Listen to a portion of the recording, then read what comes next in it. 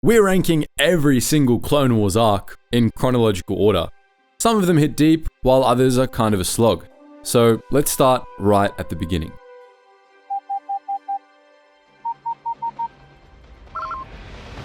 Attention, Sergeant on deck!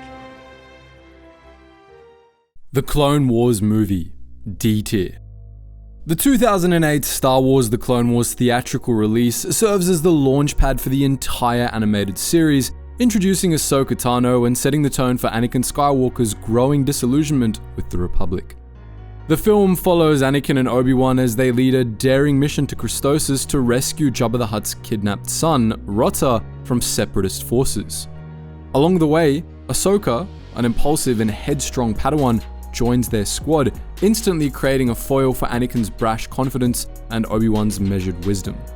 Ahsoka's debut is perhaps the movie's brightest spot. Her fiery spirit and evolving bond with Anakin plant the seeds for one of the series' most compelling relationships.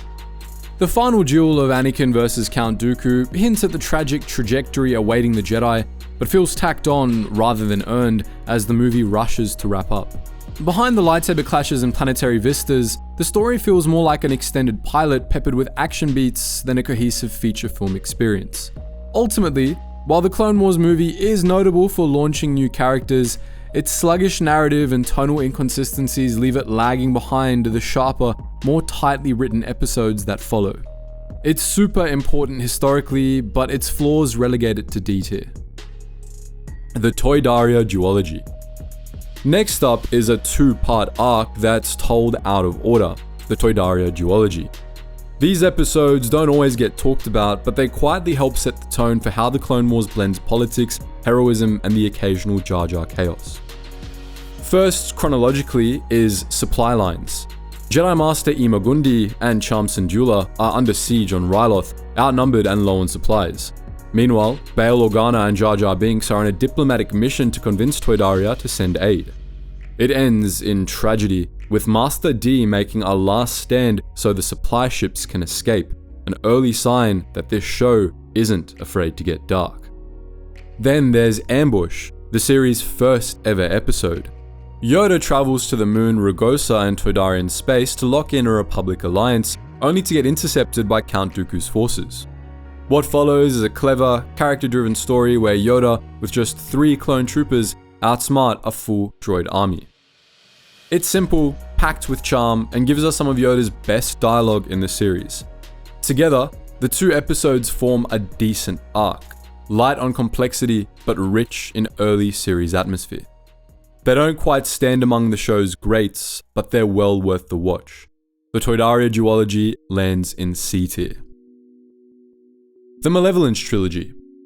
The Malevolence Trilogy is the first time the Clone Wars really flexed its muscles. A full 3-part space adventure built around a single cohesive mission. It's a simple setup. General Grievous has a new toy, a massive warship with ion cannons, and it's tearing through Republic fleets. The Jedi scramble to stop it. Rising Malevolence kicks things off with Jedi Master Plo Koon and a group of clone troopers stranded in the aftermath of an attack. It's a tight, suspenseful survival story that immediately hits you with the tone of the show. War is brutal, but there's still hope and loyalty among the clones. It also builds out Plo Koon's character, showing the respect he has for his troops, a theme that sticks throughout the series. The arc continues with Shadow of Malevolence, as Anakin leads a bombing run on the ion cannon and wraps up with Destroy Malevolence, where Padme and C-3PO get pulled into the mix following a trap set by Darth Sidious. It's classic Star Wars, a hostage situation, a runaway train sequence on a starship, and plenty of Anakin Obi-Wan banter while dodging blaster fire. There's not a ton of deep character work, but it doesn't need it. This arc is here to entertain, and it does. It doesn't quite have the emotional weight of later arcs, but it's exciting and well executed. That's why the Malevolence Trilogy earns a spot in B tier. Rookies. Rookies is the episode that makes you care about the clones. Stationed on the desolate moon of Rishi, Domino Squad, 5's Echo Heavy Cut-Up and Droid Bait expect a mind-numbing guard shift. Instead, Separatist commando droids blitz the outpost, jam communications, and plan to use the station as a backdoor to invade Kamino. What follows is a lean, 22-minute siege film. no B-plot, no Jedi cavalry, just 5 shinies deciding whether they're soldiers or statistics. When Heavy stays behind to sacrifice himself, saving Kamino at the cost of his own life, the series delivers its first gut punch reminder that clones are living beings, not backdrop. The episode also debuts the BX series Commando Droids, sleek, parkour-ready killers whose distorted clone voices crank up the tension. Paired with the moon's rain-slick lighting and claustrophobic interior sets, Rookies punches above early Season 1 production values. The episode is character-defining and its emotional aftershocks echo through ARC Troopers, Umbara, and even the Bad Batch. That combination of tight plotting, lasting impact, and raw heart earns it a solid place in the A tier. Rescue of R2-D2. This arc kicks off with Anakin losing R2-D2 in a dogfight and spiraling into full obsession mode trying to get him back. In Downfall of a Droid, he's assigned a new replacement droid, R3-S6, who's immediately suspicious and incredibly annoying, while Anakin ignores orders and launches a personal recovery mission. The second half, Duel of the Droids, ups the pace as Anakin, Ahsoka, and a clone squad infiltrate a separatist listening post where R2 is being held. We get a quick Ahsoka versus Grievous duel, bold for early Season 1, and a fun little side battle where R2 goes full action hero against R3, who turns out to be a separatist spy. There's decent character work here, especially with Anakin. His refusal to let go of R2 hints at the attachment issues that define his arc later in the saga. Ahsoka also gets a solid moment, standing her ground against Grievous, showing early flashes of her growth. But overall, the stakes are pretty light and the pacing in the first episode drags. The humor's uneven and R3's slapstick sabotage doesn't hold up well. It's entertaining enough, but not particularly memorable, more of a side quest than a core story. Because of that, the R2-D2 rescue arc ends up in D tier. The capture of Nute Gunray. This 3-part arc focuses on one slippery Nemoidian, Nute Gunray. Each episode has a different flavor: comedy, suspense, and horror, all orbiting around Gunray's capture, custody, and eventual escape. It opens with Bombard Jedi, the most divisive entry of the arc. Padme is captured during peace talks on Rhodia, and Jar Jar Binks, mistaken for a Jedi, bumbles his way into saving the day. It's light, goofy, and full of Jar Jar slapstick. Some of us enjoyed the chaos, and others probably not so much. Things shift dramatically in Cloak of Darkness, a tense bottle episode set aboard a Republic cruiser. Ahsoka and Luminar on Julie are tasked with guarding Gunray, but Asajj Ventress sneaks aboard to break him out. This one's sharp, great lightsaber choreography, a twist betrayal from Captain Argus, and a strong clash between Ahsoka's aggression and Luminara's Jedi patience. Finally, Lair of Grievous drags us into the Separatist General's personal hideout. Jedi Master Kit Fisto and his former Padawan Nadav Veb trace the homing beacon on Gunray's stolen shuttle, certain the Viceroy is still aboard, and blunder straight into one of Grievous's traps. What follows is a grim battle through the cyborg's lair, dripping with horror vibes, savage action, and a rare peek at Grievous's mutilated past. Overall, the arc's a bit uneven in tone but rich in variety. Not every piece lands, but Cloak of Darkness and Lair of Grievous are clear standouts. As a package, it settles into a comfortable spot in C tier. Pirate Hostage Arc. The series' first pirate adventure delivers a swashbuckling tone and plenty of snark, introducing one of the Clone Wars' standout rogues, Hondo Ohnaka. It starts in Dooku Captured, where Obi-Wan and Anakin track the counter Vancor, but before they can seize him, Dooku is scooped up by Hondo Ohnaka's pirates, and the Jedi soon end up in the same cell, drugged and shackled beside their nemesis. Jedi and Sith in the same cell? Cue the sarcastic jabs and reluctant teamwork. Hondo, ever the opportunist, plays both sides, angling for credits, spice, or whatever else keeps the lights on. The Gungan General follows with overlapping escape attempts, a surprisingly competent Jar Jar rescue mission, and more pirate double crosses. It's an arc light on lightsaber action but heavy on charm. Anakin, Obi-Wan and Dooku bickering in chains is a highlight, and the slapstick hits more often than it misses. There's not much in the way of big stakes or lore. This isn't a game changer, it's a well-executed detour. But what it does deliver is tight pacing, witty banter, and the debut of Hondo's delightfully unpredictable energy. No deep arcs here, but as a quick, fun two-parter, it lands right where it should. The pirate hostage arc is classic Clone Wars mischief, and we can confidently place it in C tier. Jedi Crash Duology. This two-part arc drops Anakin, Ahsoka, and Jedi Master Aayla Secura into unfamiliar territory, both literally and philosophically. After a harrowing escape from a space battle, their ship crash lands on the remote planet Maridon. Anakin is badly wounded saving the crew, leaving Ahsoka and Aayla to seek help from a local Lurman colony. Jedi Crash sets the tone, with Ahsoka shaken by Anakin's condition and leaning on Ayla's calm mentorship. There's downtime, reflection, and some nice character work. In Defenders of Peace, the Separatists show up to test a new defoliator weapon on the Lurman. Their leader, T. Wat Ka, refuses to take sides, committed to pacifism even in the face of annihilation. It puts the Jedi in a moral bind: defend the village against its will, or let innocents die to honor their philosophy. The final battle is surprisingly inventive, with Jedi and Lurman using shield spheres to roll into the fight, a visual standout for Season 1. The animation overall is solid for the time, with peaceful grasslands contrasting the violence creeping in. The arc isn't huge on galactic stakes, but it explores meaningful ideas and gives Ahsoka some quiet development outside Anakin's shadow. It's thoughtful, contained, and worth watching, even if it rarely makes top 10 lists. The Jedi Crash Duology lands in C tier. Trespass. Set on the frozen Auto Plutonia, Trespass is a standalone story that mixes Star Wars adventure with surprisingly thoughtful commentary. When a Republic outpost goes dark, Obi-Wan and Anakin investigate alongside Pantoran officials, Chairman Cho and Senator Ryo Chuchi. What they find is a native species, the Tulls, defending their home. Chairman Cho claims the icy world as Pantoran territory and demands military retaliation, seeing the Tulls as trespassers. But the Jedi, and eventually Senator Chuchi, recognize that the Tulls are locals. The Tulls, especially their leader Thisen, are imposing but dignified, and their presence adds depth to the galaxy's lesser-known cultures. The real star here is Ryo Chuchi. She starts off quiet and uncertain, but by the end she stands up to Cho and takes a clear moral stance, advocating for peace and recognizing Tal's sovereignty. It's a rare diplomatic win in a show mostly driven by battles.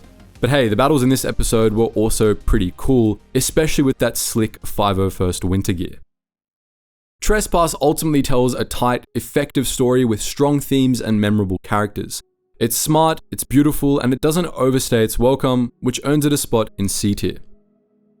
The Christophsis Arc, A tier. The Christophsis Arc is an early Clone Wars standout, pairing large-scale space strategy with one of the show's first real dives into clone psychology. It's sleek, smart, and surprisingly layered. It kicks off with Cat and Mouse, a naval chess match where Obi-Wan equips Anakin with a prototype stealth ship to punch through a Separatist blockade. Admiral Trench, the calculating villain, sets the trap, but Anakin plays it better. He lures Trench into launching tracking torpedoes only to slip inside the invisible shields and bait the torpedoes into circling back and hitting its own ship. It's flashy, clever, and one of the show's first real tactical set pieces. Then, the hidden enemy brings things down to the dirt. When a planned ambush mysteriously falls apart, Rex and Cody realize there's a leak in their ranks, and the traitor turns out to be a fellow clone. Sergeant Slick betrays his unit because he's tired of being treated like property. The frustration Slick embodies of being bred for war without any say in the matter gives the episode unexpected weight. Together, these two episodes show what the Clone Wars is really about: smart tactics, grounded characters, and ethical cracks in the Republic's armor. Christophsis goes bigger than just setup. It shows a series already swinging above its weight, and it lands squarely in A tier, not just for what it starts, but how confidently it starts it. Blue Shadow Virus. This two-part arc drops us into Bioterror territory, as a separatist supervirus threatens Naboo. In Blue Shadow Virus, Padme and Jar Jar uncover a hidden lab run by Dr. Nuvo Vindi, a separatist-aligned scientist who's recreated a long-extinct pathogen. He's cartoonishly theatrical, constantly monologuing and cackling about planetary doom, but the threat he poses is real enough. After Vindi is captured, Mystery of 1,000 Moons picks up with a bigger problem. Several virus canisters go missing, and the containment facility is breached. Padme, Ahsoka, and clone troopers are trapped inside, while Anakin and Obi-Wan are sent to find the cure on the mysterious world of Iego, a place full of superstition, strange droids, and haunting legends. The arc has its moments, like Ahsoka's slow collapse as the virus takes hold, or Anakin pushing himself to save Padme, but most of the development is situational. The story leans hard into its thriller tone, yet moments of Jar Jar's clumsy comic relief undercut more than they help. The pacing stumbles and the second episode juggles too much, with the shift from a virus outbreak to a strange planetary detour that doesn't always feel earned. While there's value in showing the war's risks beyond the battlefield, this arc never fully clicks. For all its energy, Blue Shadow Virus ends up feeling like filler, and it lands in D tier. Ryloth Trilogy. The Ryloth Trilogy closes out Season 1 with a full-scale campaign, a rare arc that covers air, land, and diplomacy across 3 tightly connected episodes. The goal is to liberate the Twi'lek homeworld from a heavy separatist occupation. It starts with Storm over Ryloth, where Ahsoka is placed in command of a fighter squadron. Things go wrong fast. She loses several pilots, takes the blame, and has to rebuild her confidence mid-mission. It's one of her first major leadership trials, and it lands. Innocence of Ryloth shifts to the ground following Obi-Wan and clones Waxer and Boyle as they push into a Twi'lek village. There, they meet Numa, a scared orphan child who ends up guiding them through the terrain. It's a heartfelt look at how war affects civilians and a fan favorite for the quiet emotional moments between soldiers and the people they're trying to protect. Finally, Liberty on Ryloth brings in Mace Windu, leading the final push to free the capital. He teams up with a local resistance leader Cham Syndulla, whose distrust of the Republic shows, even as they fight a common enemy. It's a clean resolution to the arc, tactically sharp, well-paced, and grounded in character. This is classic Clone Wars storytelling, action-packed, emotionally grounded, and rich in world-building. The Ryloth trilogy lands solidly in B tier. Cad Bane Origins. We meet Cad Bane the way every great Star Wars scoundrel should enter a room, blaster drawn, hat low, and 2 steps ahead of everyone else. The timeline is messy, so roll with the out-of-order releases. Evil Plans is the easy job. Bane kidnaps C-3PO and R2-D2 in a Coruscant marketplace, hacks 3PO's memory to steal Senate security schematics, then wipes the droids so neatly that Anakin never knows they were gone. It's playful on the surface, but you get the first taste of Bane's MO. Prep hard, hit fast, leave nothing that can talk. With the codes in hand, Hostage Crisis cranks that tension. Bane's crew walks straight into the Senate Rotunda, mines the exits, and holds a dozen senators at blaster point until Chancellor Palpatine frees Ziro the Hutt. Anakin, caught weaponless after gifting his saber to Padme, has to MacGyver his way through ventilation shafts. Doesn't matter, Bane still struts out with Ziro and a fat payout, leaving the Republic humiliated on its own holonet. Hunt for Ziro flips the table again. Hutt crime lords hire Bane to reclaim Ziro after their freshly liberated cousin double-crosses them. Obi-Wan and Quinlan Vos chase the bounty hunter from Nal Hutta's swamps to Teth's jungle tombs, only to watch Sai Snoodles plug Ziro first. Bane shrugs, duels Vos among crumbling ruins, and escapes with the Hutt Council's gratitude and an even bigger reputation. Across these 3 outings, Bane graduates from clever thief to outright Senate-level threat, while the show widens its criminal underworld. Corrupt senators, Hutt family politics, and bounty hunter honor codes that shift with the highest bid. The arc doesn't move the wider war, but it forges one of the Clone Wars' most magnetic villains. Slick, ruthless, and endlessly cool, it sits comfortably in B tier. Holocron Heist Trilogy. This arc wastes no time. Season 2 opens with Cad Bane walking into the Jedi Temple and pulling off one of the boldest moves in the series. The Holocron Trilogy follows Bane as he steals a Jedi Holocron for Darth Sidious.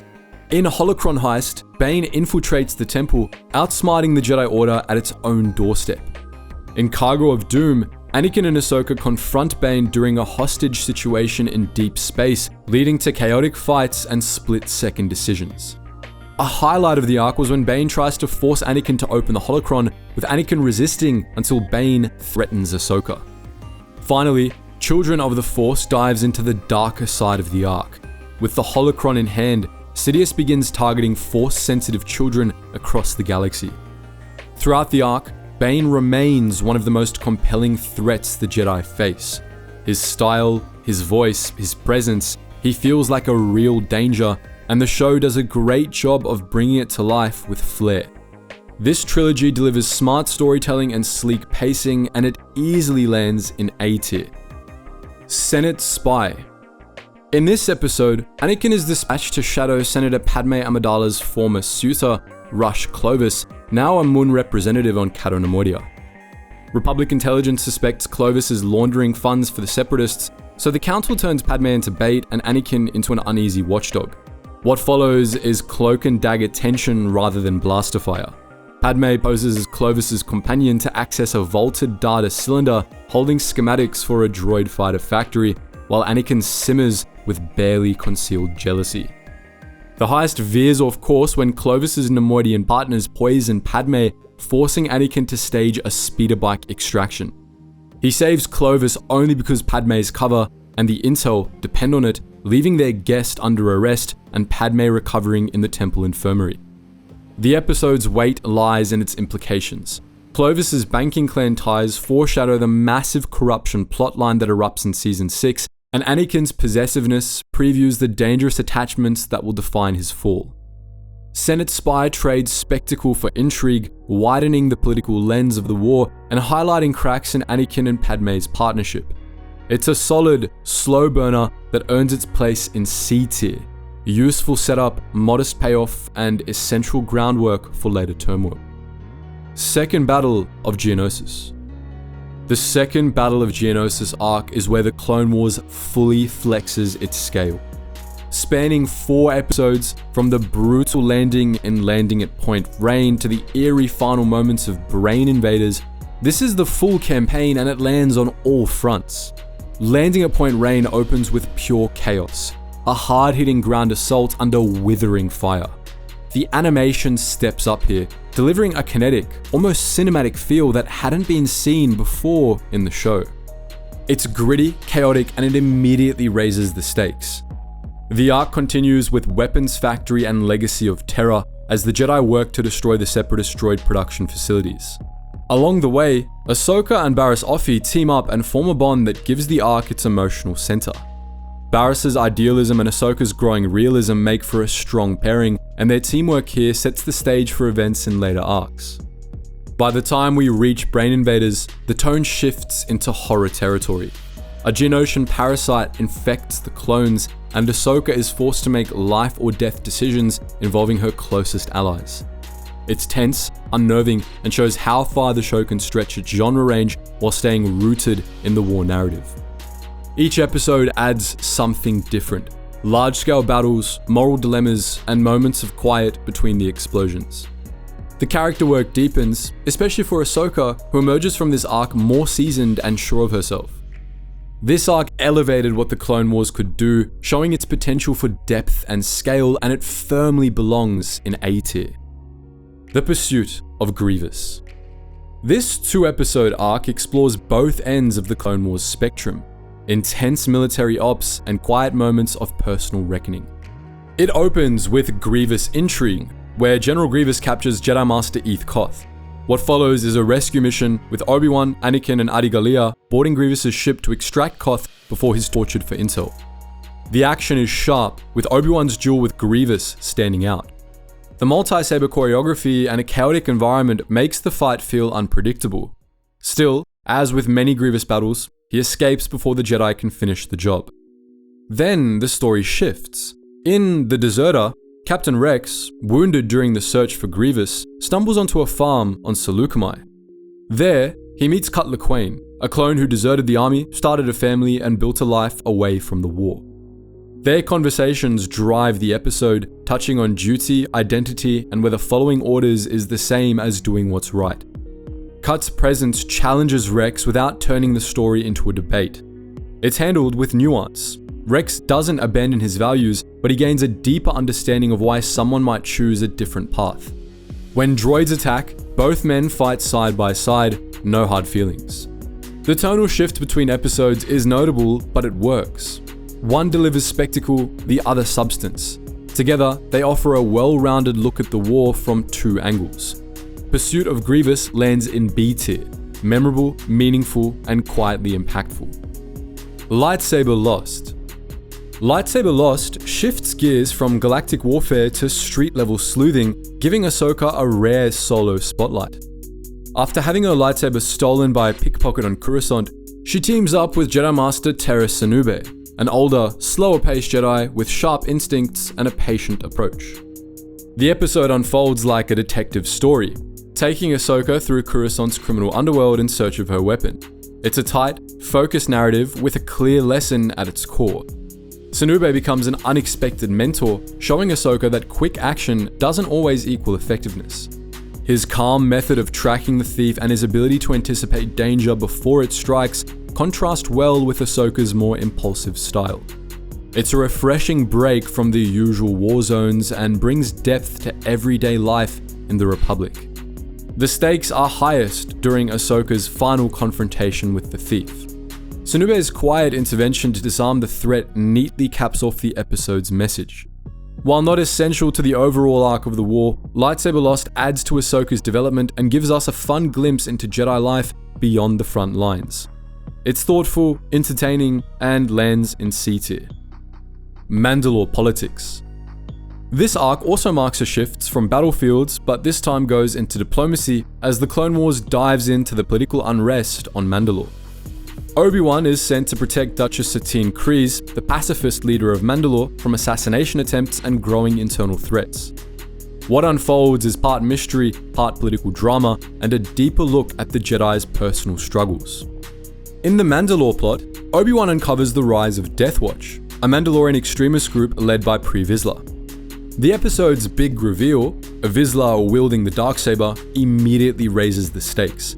It's one of the series' most iconic lore drops. Voyage of Temptation takes us aboard a starship as Satine and Obi-Wan navigate assassination attempts and unresolved feelings. Their dynamic is rich with history and conflict, a rare moment where a Jedi openly confronts what he gave up for the Order. The arc concludes with Duchess of Mandalore, where Satine is nearly framed for treason. Political maneuvering, corruption, and a failed coup make for a tense, layered finale. This trilogy doesn't rely on non-stop action. It takes its time, trading spectacle for substance. The result is a thoughtful, emotionally resonant arc that expands both the lore and the characters involved. The arc earns its place in B tier, measured, meaningful, and essential groundwork for arcs to come. Senate Trilogy. This arc pulls the focus away from the battlefield and into the Senate chambers, offering a rare view of the war's impact on policy and the ideals being chipped away from within. Spread across 3 episodes, Heroes on Both Sides, Pursuit of Peace, and Senate Murders, the arc traces Padme Amidala's efforts to protect peace and democracy, even as the Republic leans further into authoritarianism. In Heroes on Both Sides, Padme brings Ahsoka to a separatist world, hoping to start peace talks and challenge the black and white view of the enemy. It's a key moment for Ahsoka, who meets Mina Bonteri, a thoughtful, sympathetic voice within the Separatists, and begins to question what the war is really about. Pursuit of Peace moves the conflict back to Coruscant, where Padme resists a banking deregulation bill meant to fund more clones. The episode leans into political drama, speeches, corruption, and targeted attacks on senators, including a speeder chase and an attempted bombing. Senate Murders rounds out the arc with a mystery. A senator is assassinated just before a critical vote, and Padme takes on the investigation. It's a quieter, slower-paced story, but it adds to the growing sense of dysfunction and manipulation within the Senate. This trilogy is thoughtful, understated, and important for understanding how internal Senate politics worked. It doesn't have the flash of bigger arcs, but it adds crucial texture to the Republic's unraveling. For us, that puts it comfortably into C tier. Bounty Hunters. When Anakin, Obi-Wan and Ahsoka crash land on Felucia, they stumble into a standoff. A village of farmers is being harassed by Hondo Ohnaka's pirates, and 4 bounty hunters are tasked with defending the locals. The Jedi team up with them, reluctantly at first, to train the villagers, prepare defenses, and hold the line when Hondo inevitably returns. It's a simple setup, but the execution is sharp. The dynamic between the Jedi and the bounty hunters brings most of the flavor, especially with Sugi's no-nonsense attitude and Embo being the silent, hat-throwing menace. Embo, in particular, became a fan favorite in this episode with no dialogue needed. The episode doesn't push the plot forward in any major way, but it expands the galaxy. We see regular people caught between factions and the Jedi choosing to help even when it doesn't directly serve the war effort. That matters. The final battle is quick and fun with creative traps, close quarter fights, and some great teamwork.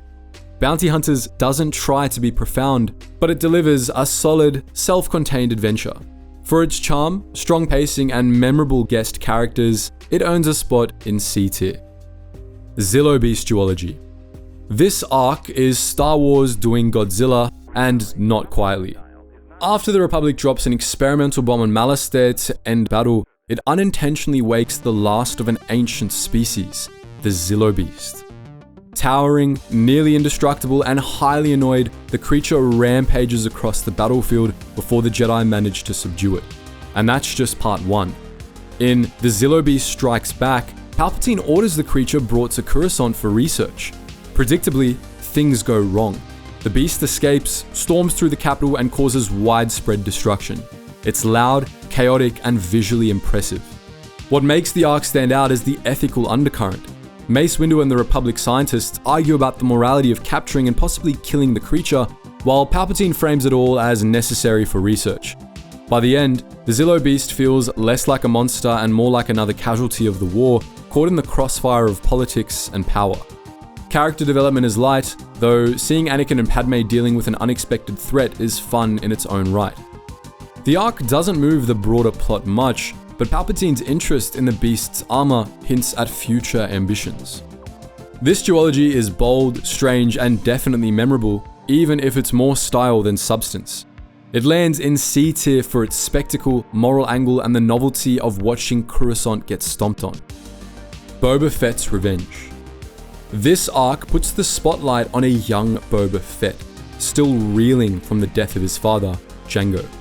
It's a personal revenge story that cuts deeper than most, showing what the war looks like from the perspective of a kid with a vendetta. In Death Trap, Boba infiltrates a group of clone cadets aboard a Republic cruiser, planning to assassinate Mace Windu, the Jedi responsible for Jango's death. The plan fails, but not before serious damage is done. The ship is crippled and chaos follows.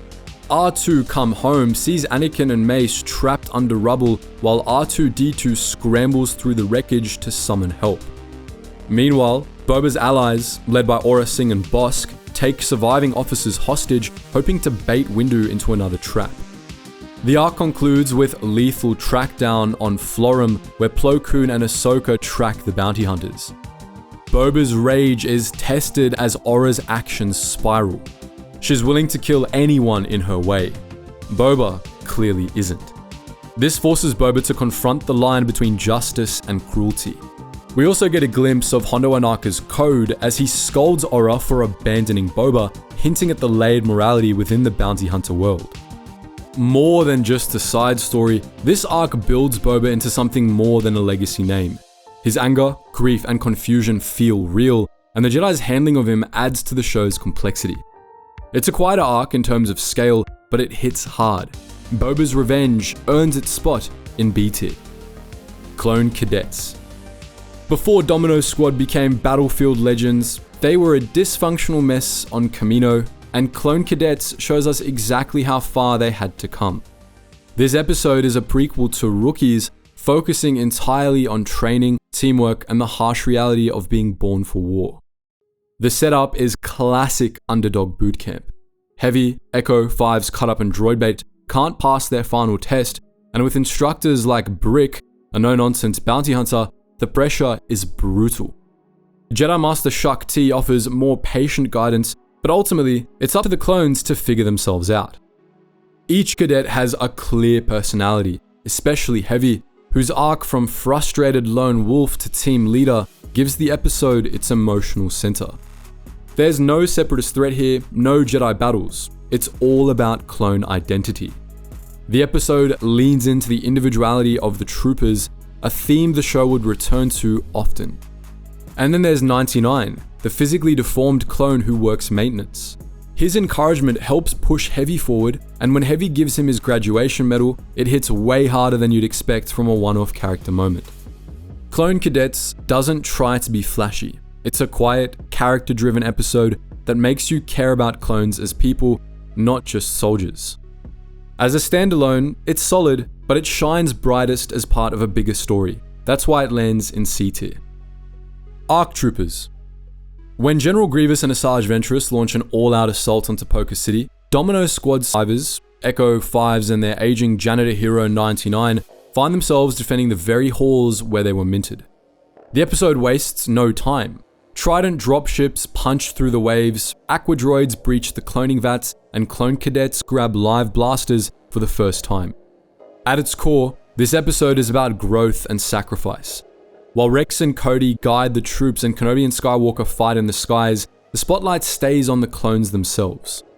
Echo and 5s prove their worth by defending the embryo chamber against Ventress and her droids, earning them promotion to ARC Troopers. Meanwhile, 99's final run to bring his brother's ammunition and his death beside the cadets he inspired hits hard. The plot is a straightforward base defense scenario. Grievous and Ventress escape again, and the wider war map doesn't shift. Still, the episode's emotional resonance, visual upgrade, and lasting consequences for Echo and 5s make it a clear highlight, and for that, we'll place it at B tier. Sphere of Influence. Sphere of Influence brings the Pantoran storyline back into focus, picking up loosely from Trespass and centering on Baron Papanoida and his family. This time, it's a political kidnapping. The Baron's daughters are abducted by bounty hunters working with the Separatists to manipulate Pantora's neutrality. The episode splits into two tracks. Ahsoka and Papanoida's son head to Tatooine to rescue one daughter from Jabba's palace, while Papanoida and his other child track the second daughter to a Coruscant cantina, where he ends up in a shootout with Greedo. It's part political thriller, part detective story, with a hint of noir influence. The episode moves fast, wrapping everything up in one installment. There's a bit of intrigue, some light action, and a diplomatic cover-up that paints the Trade Federation in an appropriately shady light. The inclusion of the Hutts ties the conflict back into the larger galactic mess. The standout element is the novelty. Papanoida, originally a background character portrayed by George Lucas in Revenge of the Sith, is front and center here, and his daughters are modeled after Lucas's real-life family. It's a fun bit of trivia, but it doesn't do much for the stakes. Character development is thin. Ahsoka plays support, and while Papanoida proves himself capable, there's no lasting impact. The episode doesn't connect meaningfully to the wider arcs, and most viewers consider it a decent filler with a little staying power. It's a one-off with style, but not much substance. Sphere of Influence lands in D tier, a curious footnote in the series, but far from essential. Corruption on Mandalore. Corruption and the Academy follow Duchess Satine finding herself dealing with a quiet scandal on Mandalore. Black market traders poisoning schoolchildren with adulterated tea. In Corruption, Padme visits Mandalore to support Satine, only to get pulled into an investigation when children fall ill. The arc reveals that smugglers and corrupt officials are cutting supplies with dangerous additives to maximize profit. The Academy continues the thread, with Ahsoka arriving as a guest teacher and guiding Satine's nephew, Corky, and his classmates as they uncover the Prime Minister's role in the scheme. The idea of exploring internal decay and profiteering during wartime isn't bad in theory, but the delivery is pretty heavy-handed and slow. The word corruption is repeated so often it almost becomes comical, and the story never rises above mild frustration. Ahsoka mentoring students has a few endearing moments, but the plot moves at a crawl, the stakes feel distant, and the lack of emotional payoff leaves the arc feeling more like homework than storytelling. The arc's only real contribution is clearing out Mandalore's leadership to make way for later, more compelling arcs, and of course the epicness of the Mandalorian Royal Guards. Aside from that, it's widely regarded as filler at best and a misfire at worst, and it earns its place in D tier, as sluggish and unmemorable. Assassin. This quiet thriller gives Ahsoka Tano a solo assignment with high emotional stakes. When she begins experiencing Force visions of bounty hunter Aurra Sing attempting to assassinate Padme Amidala, she's assigned to protect the senator during a diplomatic summit on Alderaan. The story builds slowly as Ahsoka tries to interpret the fragmented visions. Scenes between her and Yoda ground the episode in Jedi philosophy, echoing Anakin's own struggles with the prophecy in Revenge of the Sith. But unlike Anakin, Ahsoka leans into patience, listening, and control, a small but meaningful sign of her growth. The episode's setting, peaceful Alderaan, adds contrast to the looming threat. Padme is there to speak on non-violent diplomacy, which heightens the unease as Ahsoka works to pinpoint where and how Aurra will strike. The final confrontation is played out in a narrow corridor as Aurra's sniper attempt is stopped just in time, and Ahsoka subdues her in a fast, clean fight that wraps up Aurra Sing's lingering presence from earlier arcs. What stands out is how much of the episode hinges on trust, in the Force, in friendship, and in oneself. Ahsoka is making sense of her role as protector and tuning into instincts she's still learning to trust. It's a small story, but a well-crafted one. Assassin doesn't swing big, but it hits its target. A solid entry that reinforces character growth and delivers a compact suspense arc, it earns a spot in C tier. The Night Sisters Trilogy. This arc plunges headfirst into the shadows, shifting the focus from Jedi to the dark side's internal wars. When Count Dooku turns on Asajj Ventress at Darth Sidious's command, she barely escapes with her life. Wounded and furious, Ventress returns to Dathomir, home of the Night Sisters, seeking revenge. The episode Night Sisters sets the tone as Ventress plots an assassination attempt against Dooku using stealth, illusion, and a coven of cloaked witches. The assault on Dooku's palace is a standout, eerie, suspenseful, and beautifully animated. When that fails, Monster introduces Savage Opress, a warrior molded through Night Sister alchemy into a living weapon. The third episode, Witches of the Mist, shows just how dangerous he's become. Raw power, barely controlled, and driven by loyalty to Ventress until things unravel. The story deepens the emotional complexity of its villains. Ventress, long a sidekick, becomes something more, angry, hurt, and seeking her own path. Savage begins as a victim of manipulation, slowly turning into the monstrous enforcer Dooku believes he can control. It's character work that adds tragedy without softening the danger. This arc also lays crucial groundwork, setting Savage on the path to finding his lost brother, a story that will echo throughout the rest of the series. Haunting, sharp, and full of menace, the Night Sisters trilogy lands confidently in A tier. The Mortis Trilogy. The Mortis arc steps outside the physical war and dives into the metaphysical. When Anakin, Obi-Wan, and Ahsoka are drawn to a mysterious monolith in space, they're transported to Mortis, a realm that exists outside time and space, where the Force itself seems alive. Here, the trio meets the father, who maintains equilibrium between the daughter, representing the light, and the son, representing the dark. He sees Anakin as the chosen one, meant to take his place and preserve balance in the Force. The story unfolds through visions, moral dilemmas, and moments of emotional reckoning. Anakin is shown a glimpse of what he'll become, and for a moment, he's overwhelmed by it. Ahsoka falls under the influence of the son and only survives after the daughter sacrifices herself. Mortis tests every major character's beliefs and loyalty and leaves them changed. Some viewers find the arc too abstract, but it's widely praised for its depth. This is the Clone Wars at its most mythological, tying Anakin's personal arc to the greater cosmic struggle. Bold, haunting, and filled with meaning, the Mortis Trilogy belongs firmly in A tier. The Citadel Trilogy. This arc drops our heroes into one of the most dangerous missions of the war, a high-risk infiltration of the Citadel, a heavily fortified separatist prison designed to hold Jedi. Anakin, Obi-Wan, Ahsoka, Captain Rex, and a team of elite clones go in to extract Jedi Master Evan Peel and his co-prisoner, Captain Tarkin, who both hold key intel on a secret hyperspace route. Right from the start, with the team freezing themselves in carbonite to evade lifeform scanners, the story leans into tight planning and high stakes. What follows is a 3-part sprint through traps, ambushes, and brutal losses. The animation and direction push the pace hard. Turret crossfires, zero-G corridors, collapsing platforms, it's relentless in the best way.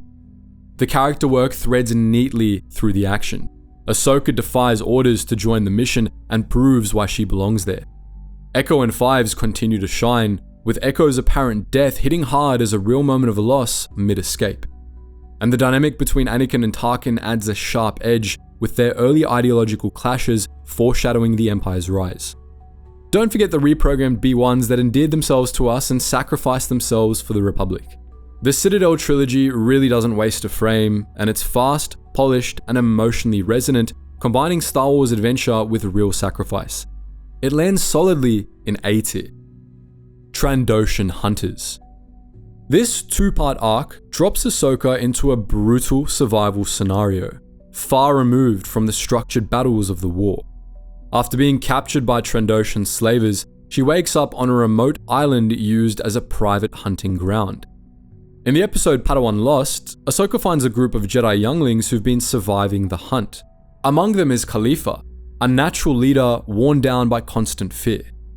The dynamic between the young Jedi is tense, and Khalifa's eventual death becomes a turning point for Ahsoka, forcing her to step up and lead.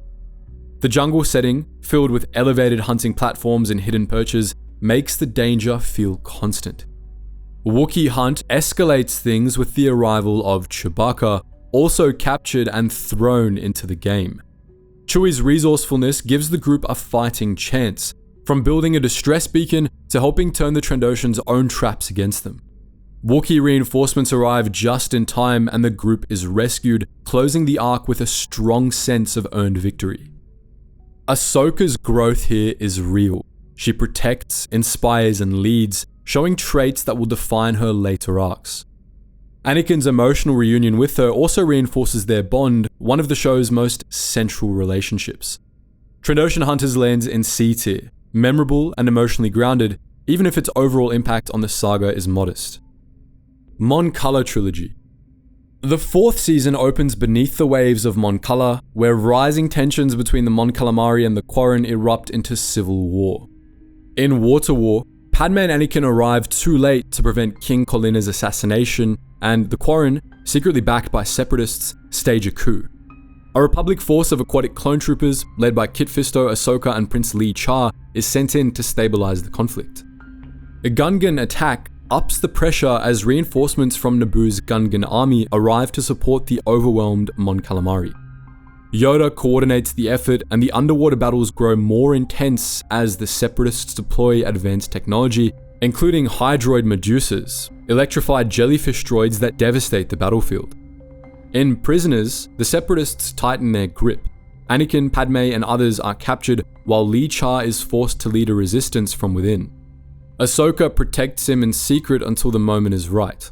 The climax sees Lee Char inspire both Mon Calamari and Quarren to unite, driving out the invaders and proving himself as a worthy leader.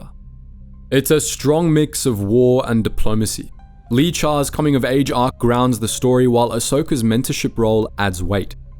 The Mon Cala trilogy earns its place in B tier as ambitious, engaging, and a solid launch for Season 4. Shadow Warrior.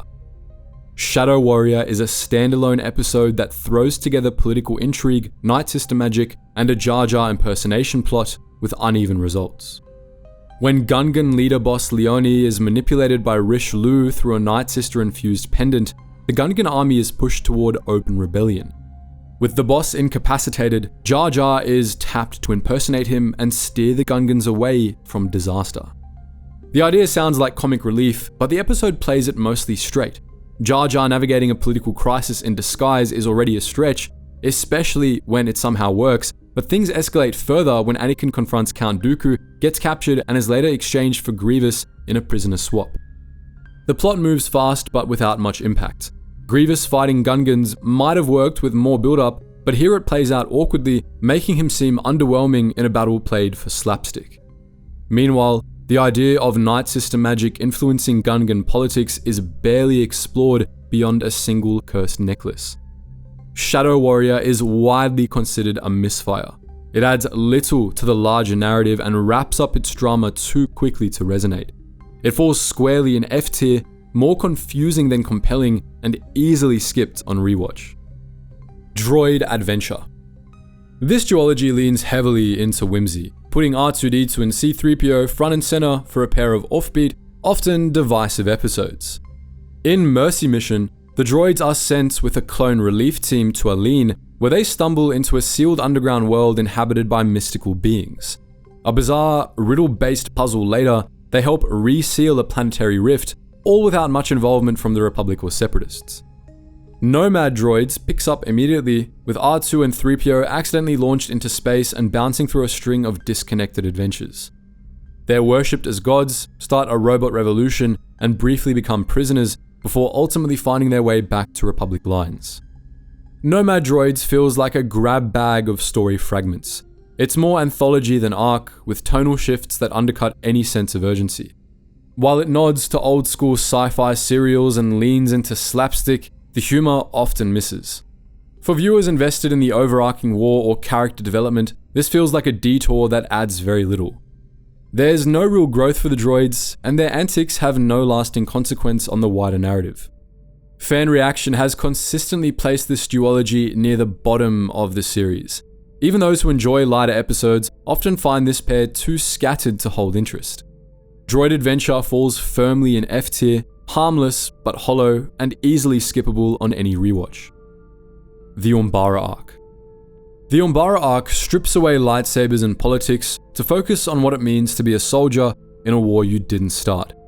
When Anakin is called away, command of the 501st falls to General Pong Krell, a brutal tactician who views clone troopers as expendable assets. What follows is a 4-episode descent into one of the darkest and most gripping arcs in this series. From the outset of Darkness on Umbara, the tone shifts. The planet is cloaked in permanent shadow, lit only by enemy fire and bioluminescent fauna. The environment is alien and hostile, a perfect backdrop for what's happening to the troopers. As Krell issues increasingly reckless and cold-blooded orders, unrest grows among the clones. Rex, Fives, Jesse, and Hardcase wrestle with their loyalty to command versus their loyalty to each other. Battles are chaotic, often fought without air support or proper strategy, and the body count rises fast. It all culminates in carnage of Krell, where the 501st discovers they've unknowingly attacked fellow clones. The fallout is devastating, and Krell is revealed to be a traitor, believing the Republic is doomed and seeking to align himself with the Sith. His capture and execution, carried out by the clones he dehumanized, lands as one of the show's most sobering moments. The arc's themes of obedience, identity, and moral choice are front and center about what war does to people, especially those who were never given a choice to begin with. Umbara defines what the Clone Wars is capable of. This is essential viewing, and it earns its S-tier ranking without question. Zygerrian Slavers Arc. The Zygerrian arc dives headfirst into the galaxy's slave trade and into Anakin's past. When a Togruta colony is abducted, Anakin, Obi-Wan, and Ahsoka go undercover to dismantle the slavers from within. In Kidnapped, the Jedi discover that the entire colony of Kiros has vanished after a Zygerrian raid. Tracking the trail to Zygerria, Slaves of the Republic has Anakin pose as a slaver, presenting Ahsoka as a captive to get close to Queen Mirage Sintel. His own history with slavery simmering under every scene, especially as the Queen tempts him with power and control. His restraint feels fragile. Escape from Kadavo turns brutal. Obi-Wan is tortured in a labor camp, Rex and the Togruta face forced servitude, Ahsoka is forced into gladiator combat, and the arc finally culminates in a full-scale prison revolt with the Jedi liberating the colony in a fast-paced finale. The storyline doesn't tie directly into the series' larger plotlines, but it hits hard with tone and theme. It expands the galaxy's moral complexity, explores Jedi diplomacy through a darker lens, and gives Anakin another brush with the forces, pulling him toward the dark. The Zygerrian arc stands out as a tense, well-staged three-parter with real emotional depth. Stylish, uncomfortable in the right ways, and consistently engaging, it's a strong B-tier entry. Death Watch Encounter. The episode A Friend in Need drops Ahsoka into one of the Death Watch's more brutal showcases. When Lux Bonteri interrupts a peace summit to accuse Count Dooku of murder, he escapes with Ahsoka's help, only to reveal he's planning to ally with the Death Watch for revenge. They travel to Karlak, where Pre Vizsla and his Mandalorian faction are hiding. At first, Lux is naive about who he's dealing with. That illusion doesn't last long. The Death Watch quickly shows its true face, executing civilians and terrorizing the local population. Vizsla's ruthlessness and the return of the Darksaber add menace to the mix. Ahsoka's cover is blown, leading to a fierce escape. Her duel with Vizsla is one of the better one-on-one fights in a standalone episode. There's also a brief emotional beat between Ahsoka and Lux, hinting at a bond that never quite becomes more. The episode also quietly introduces Bo-Katan, though she's unnamed here, and helps bridge the gap between earlier Mandalorian arcs and what's to come. It's not a massive lore bomb, but it's slick, well-paced, and gives Ahsoka a strong outing. A Friend in Need fits solidly in B tier, quick, effective, and memorable without needing to be more. Obi-Wan Undercover. This 4-part arc plays like a Star Wars spy thriller. When the Jedi Council uncovers a plot to kidnap Chancellor Palpatine, they turn to Obi-Wan and fake his death to embed him undercover as the bounty hunter Rako Hardeen. Altering his appearance and going deep into the criminal underworld, Obi-Wan infiltrates a crew working for Moralo Ival, the plot's architect. Anakin isn't told the truth, and his raw grief and frustration bubbles over, foreshadowing his trust issues with the Jedi Council. Meanwhile, Obi-Wan must navigate prison breaks, backroom deals, and bounty hunter infighting while keeping his cover intact. The middle episode, The Box, is a standout. A gladiator-style challenge room where the bounty hunters are tested through lethal puzzles. It's a clever detour that lets Obi-Wan shine as a tactician and demonstrates the multi-layered moral complexity of bounty hunters such as Cad Bane. The arc wraps up with Crisis on Naboo, a public ceremony turned kidnapping attempt, ending in a sharp, well-choreographed showdown as the Jedi stop the plan just in time. Some fans question the logic behind the fake death, but the payoff works, and the arc gives us a rare deep dive into Obi-Wan's ability to adapt, deceive, and lead from the shadows. This arc earns a solid spot in B tier as stylish, tense, and packed with character nuance. Return of Darth Maul. This arc unfolds in two halves, both steeped in revenge and survival. The first, Massacre, is a gothic war story that sees General Grievous lead a separatist assault on the Night Sisters. Ventress, now a rogue after Dooku's betrayal, returns to her clan only to witness its destruction. The episode is tragic, closing a chapter for Ventress and pushing her further down the path of independence.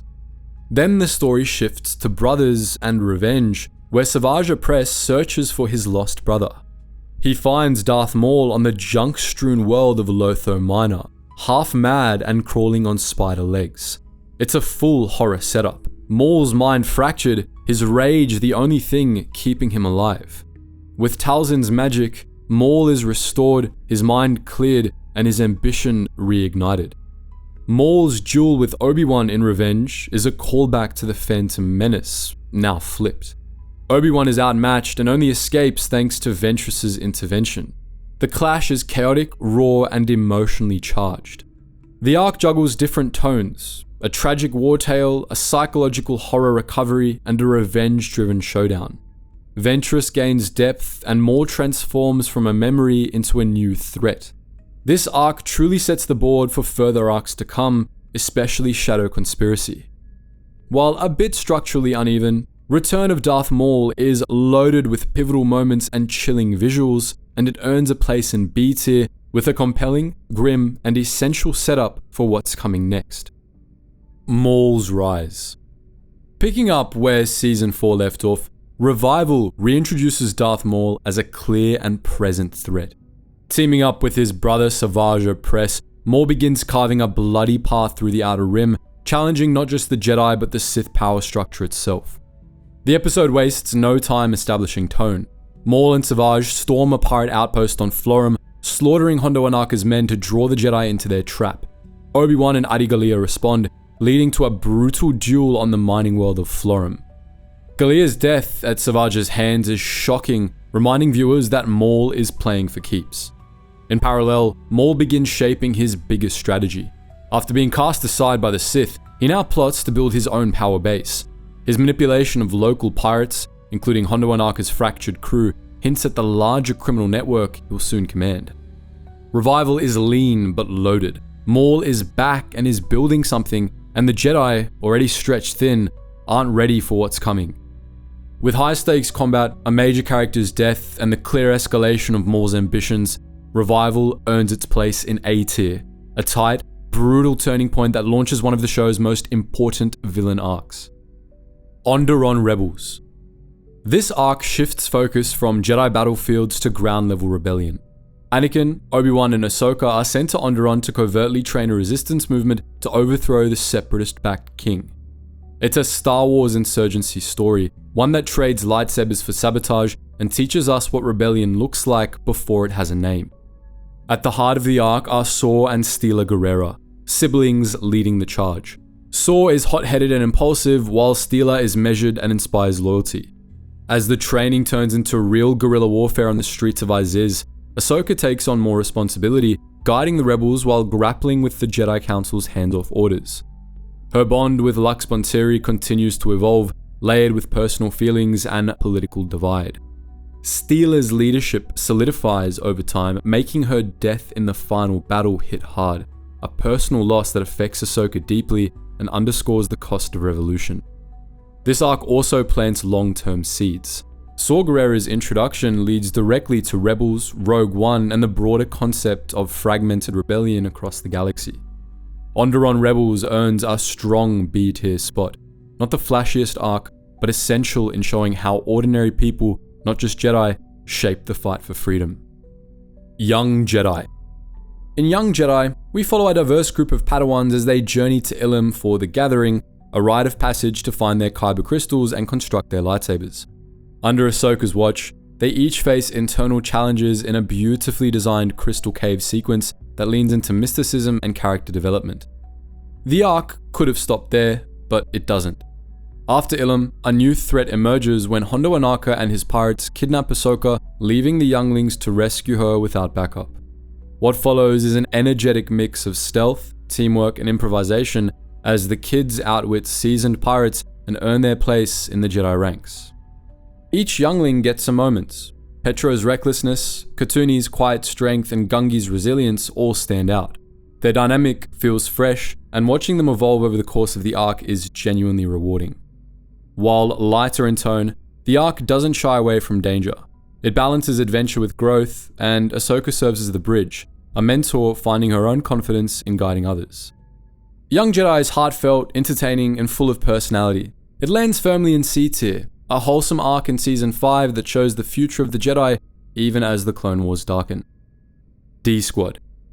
The D-Squad arc sends R2-D2, 3 other droids, and the loudmouthed Colonel Meeber Gaskin on a mission to steal a separatist encryption module.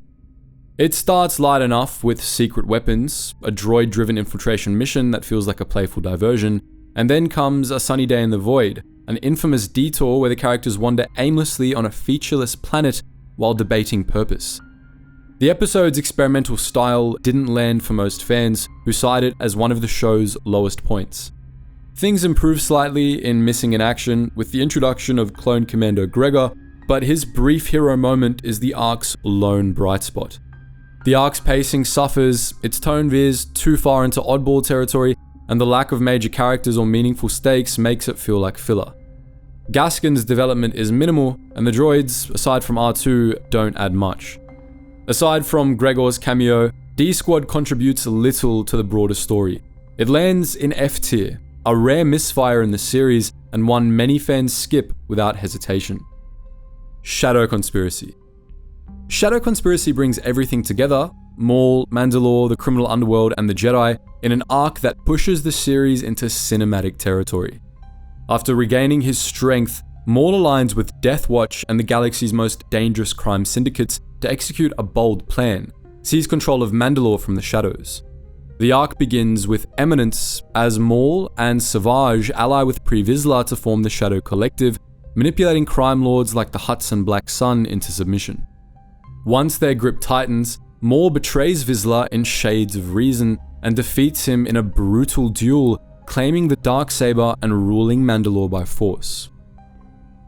In The Lawless, Maul lures Obi-Wan to Mandalore by capturing Duchess Satine, knowing the Jedi will come. The gut punch hits when Satine is killed in front of Obi-Wan and Maul finally tastes revenge.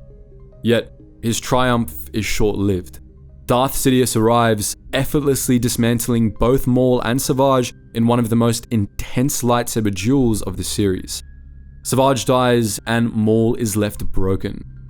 The arc shifts the Clone Wars into darker, more mature territory. Its consequences ripple across the series and into Rebels and beyond. For many fans, Shadow Conspiracy is the show at its absolute best. With emotional stakes, narrative scale, and unforgettable action, this arc earns a definitive S tier. Not just great Clone Wars, but essential Star Wars. Ahsoka's fall. The Wrong Jedi arc marks a turning point. When a bombing at the Jedi Temple kills several and rocks Coruscant, Ahsoka is framed for the crime. What follows is a 4-part descent into distrust, betrayal, and one of the most emotionally resonant choices in the series. The arc's pacing is tight and deliberate. From sabotage through to the Wrong Jedi, the pressure builds as Ahsoka goes on the run, is hunted by the Republic, and ultimately is captured. Her faith in the Jedi Council shatters when they abandon her to political scrutiny, choosing optics over loyalty. The only one who continues to believe in her is Anakin. In the final episode, Anakin discovers the true culprit, Barriss Offee, Ahsoka's friend. She had been disillusioned by the Jedi's role in the war. Even after being cleared of all charges though, Ahsoka refuses to return. Her quiet walk down the temple steps, away from the Order, is one of the series' most iconic scenes. Ahsoka's exit reframes her entire journey and adds to Anakin's eventual fall. Fans and critics alike consider this arc among the best Star Wars storytelling in any medium. Ahsoka's fall earns a clear S tier, devastating, beautifully executed, and forever redefining what the Clone Wars was truly about. Order 66 Conspiracy. This arc is where the tragedy of the clones comes into full view.